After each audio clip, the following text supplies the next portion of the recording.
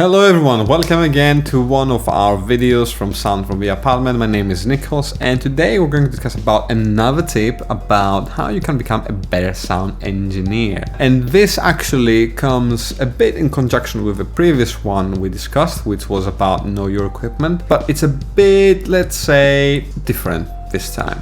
So the idea is, if you can experiment with your equipment, apart from just knowing what it can do it, okay?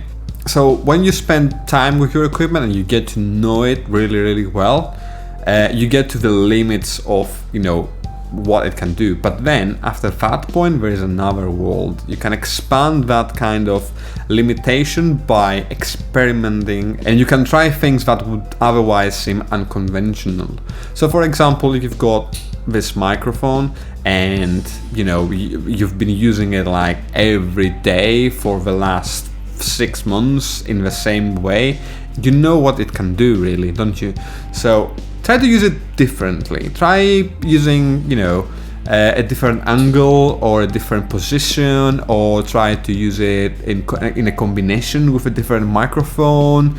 Try to get a different kind of sound from it. Try in general to be different in what you do.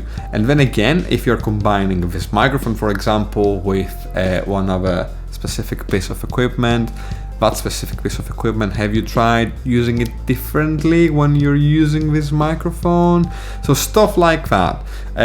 So I'll give you a very quick example. So I'm using Kemper to reamp signals quite often, and before I used to actually grab stereo output from Kemper straight into my audio interface, my Mod 2, and then I would record it. Very recently, I also purchased the AXR4 from Steinberg, and the AXR4 audio interface has some silk transformers from Rupert Neve on it, and these can enhance the low-end or high-end harmonics by selecting the blue or the red mode, respectively. So now I've got the ability to send my Kemper output into one of these inputs, and then use the Neve transformer on top of it to enhance my signal even more, and gives different kind of color on the sound I'm getting. Sometimes I like it, sometimes maybe not too much, so trying to decrease the ratio. But the thing is, I've got an extra functionality which I can use. Otherwise, I could still use my Mod 2, which is still here because it's connected via ADAT to the AXR4, but that wouldn't give me any kind of extra, let's say, leverage to use and experiment with my equipment. So that's something I did. And maybe, you know what, the other day I might actually try to put something different through the Kemper and see if I can make it sound good. I don't know, I've never actually tried this before, but I might be able to get a synth through Kemper, or a kick drum or a snare drum, and reamp it through one of the amps, from its library. I don't know.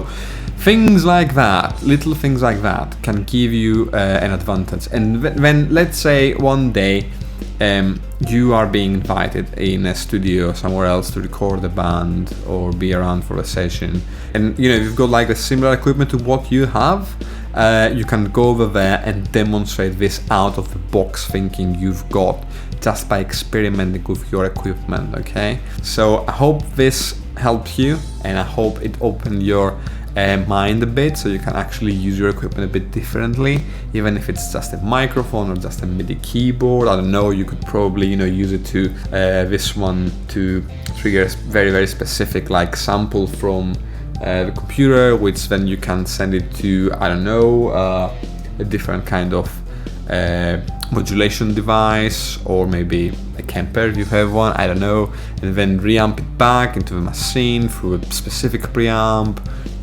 or tape saturator or whatever. I don't know, anything that is possible. As long as it sounds good, anything is possible. So try to experiment and create new sounds. Okay, thank you for watching again.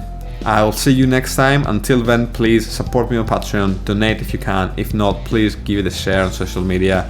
And as always, please follow me on Instagram, like my page on Facebook, and share my YouTube videos.